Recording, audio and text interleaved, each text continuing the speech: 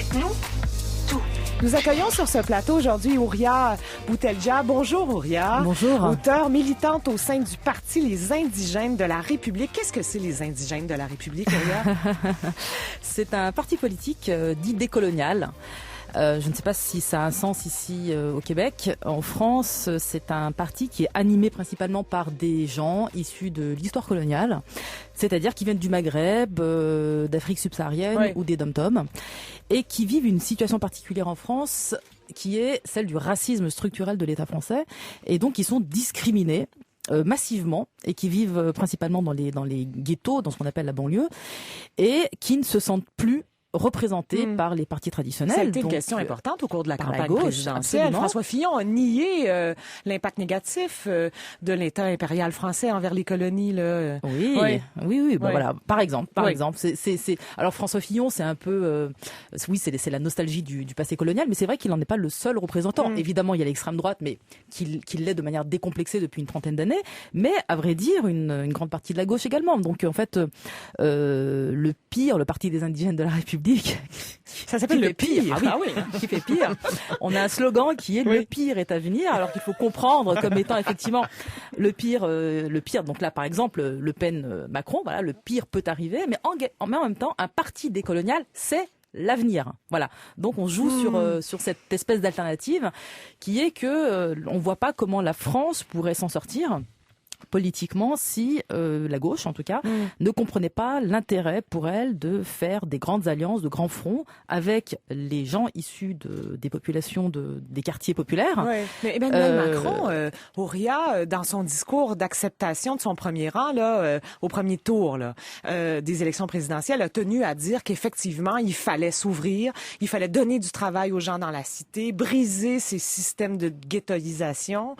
Alors, vous n'avez pas la foi dans ce discours? Non, on sait très bien que c'est un discours de façade, parce que en même temps qu'il dit ça, effectivement, il a un discours de façade, peut-être comme Trudeau, que je ne connais pas assez, mais j'ai le sentiment que c'est un peu le Trudeau français, dans la mesure où, par exemple, il veut nous ubériser. Alors l'ubérisation de la société française, c'est les nouvelles formes d'esclavage, dans le sens où il veut rabaisser les salaires. Les salaires. Donc en fait, il tend vers une exploitation accrue des populations les plus fragiles. Ouais. Voilà. Vous êtes né le 5 janvier 1973 à Constantine, c'est en Algérie, de parents qui avaient immigré en France au cours des années 60. Est-ce que vous diriez, Ouria, que vous avez été victime d'ostracisation? Parce que vous avez grandi en France, en fait.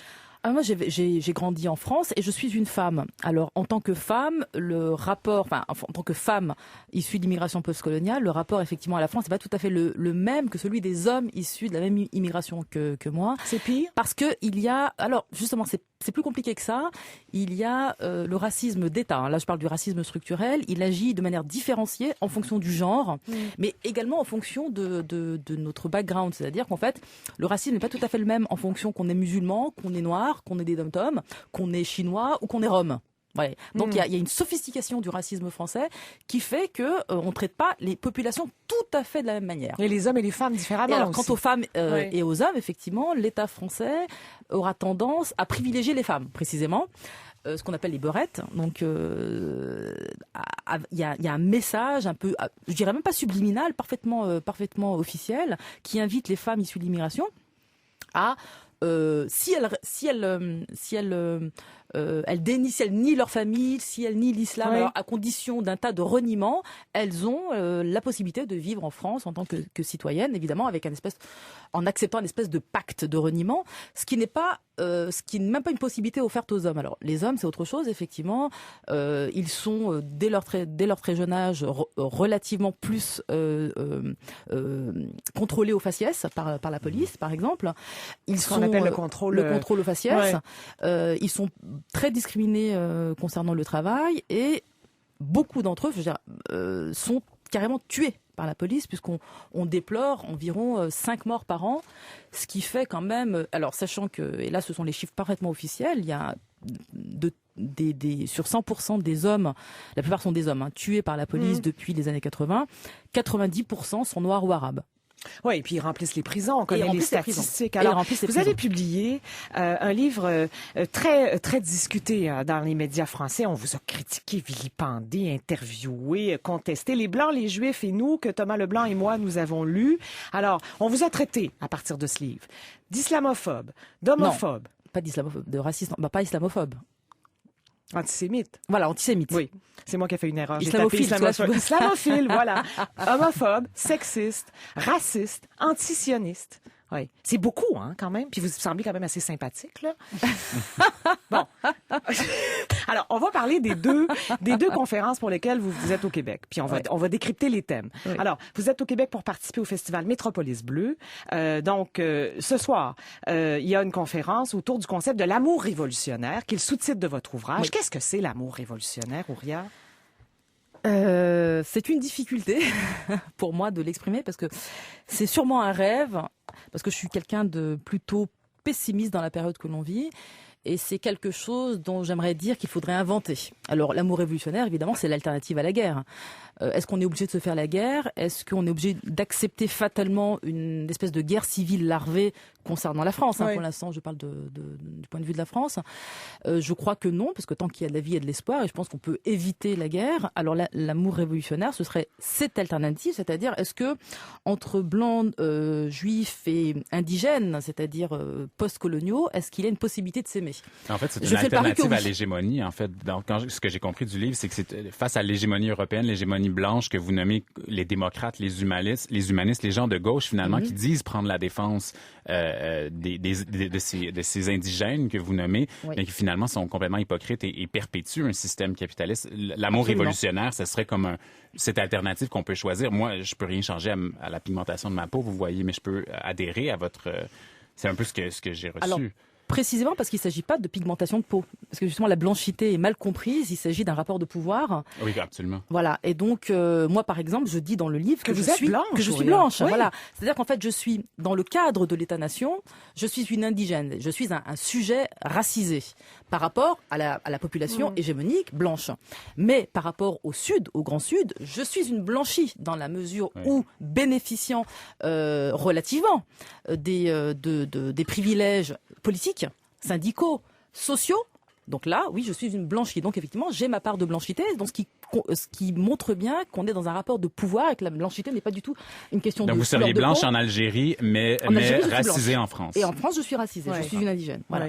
Ouria, est-ce qu'il n'y a pas un danger de réfléchir au fonctionnement des sociétés, aux structures des sociétés en termes de race? Est-ce qu'il n'y a pas un danger de tout ramener à la race dans ce genre de discours? Alors d'abord, tout n'est pas ramené à la race, puisque la race est une des dimensions de l'oppression, puisqu'il y a effectivement la dimension de classe et la dimension de genre qui existe et qu'on reconnaît parfaitement bien. La question de la race n'est pas connue en France. C'est-à-dire qu'en fait, il y a une espèce de ce qu'on appelle du color blind, qui est que on reconnaît en France, en tout cas la gauche française reconnaît l'oppression de classe, comme elle reconnaît l'oppression de genre, elle ne reconnaît pas l'oppression de race. Et donc nous, on l'a introduite effectivement cette notion de race pour exprimer quelque chose de structurel. C'est-à-dire qu'en fait, c'est une oppression qu'on n'a pas inventée. Le fait que nous, indigènes de la République, quand je dis nous, c'est un nous politique, nous soyons très représentés dans les prisons par exemple, ça n'est pas le fait du hasard, puisqu'en fait si c'était une question simplement de classe, il y aurait plus de blancs en prison que de non-blancs, puisqu'il y a plus de blancs en France.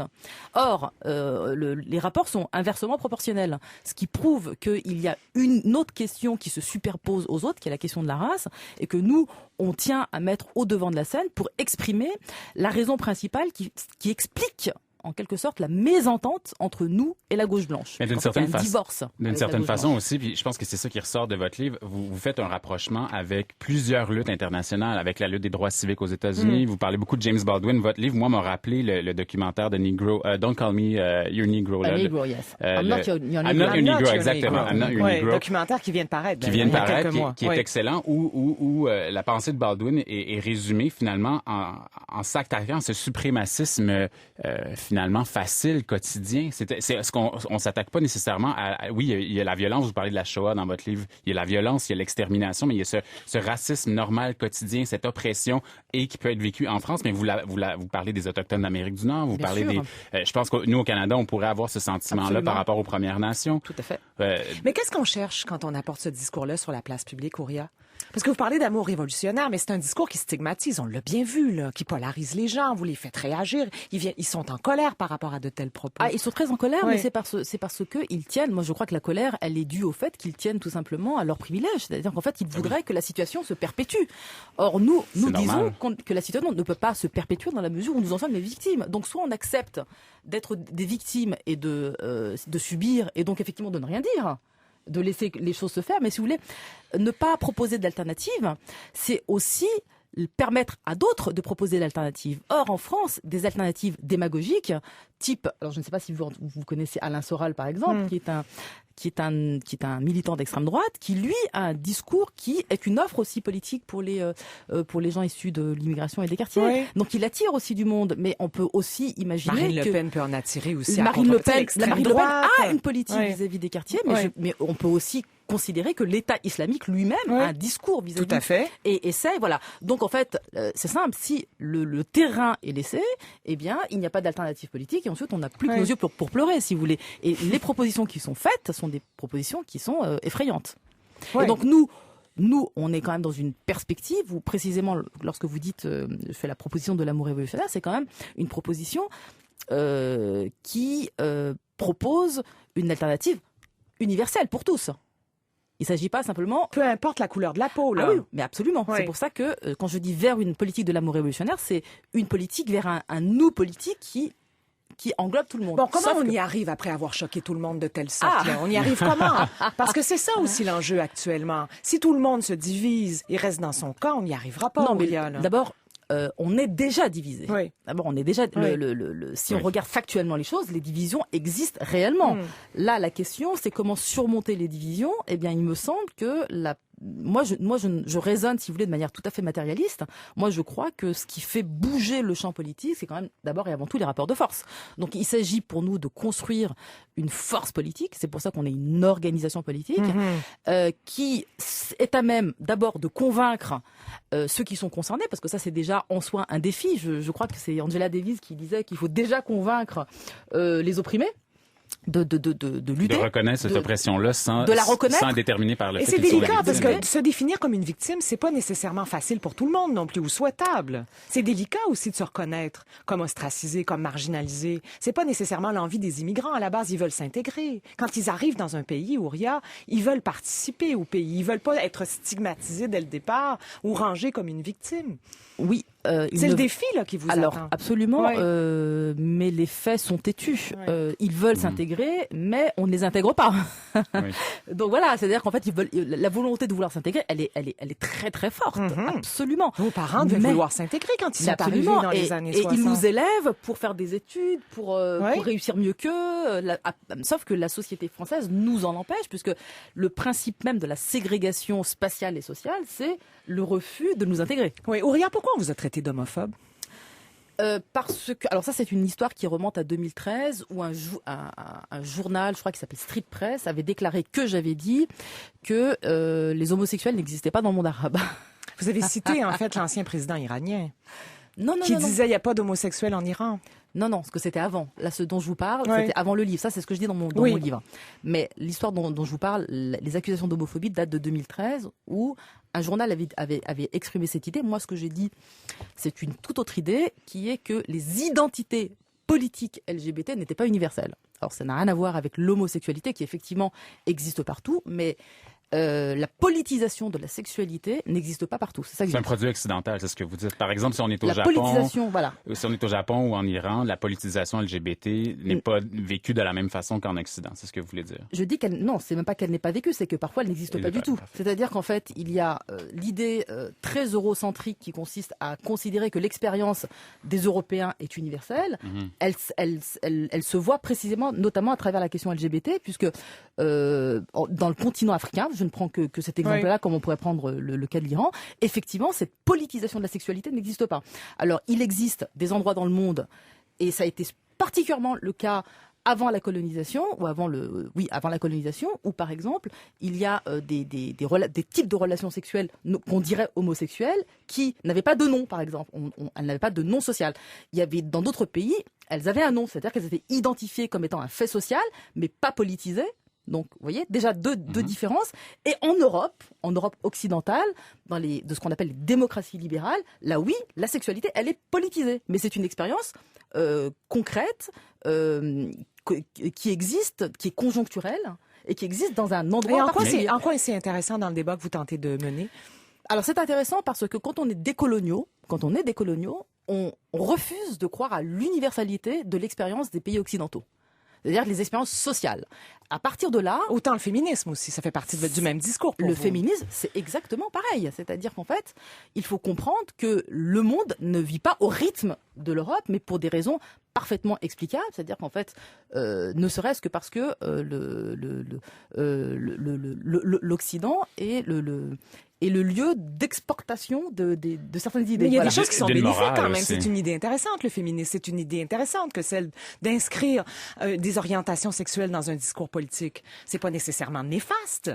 C'est pas forcément... Il peut y avoir une mixité intéressante.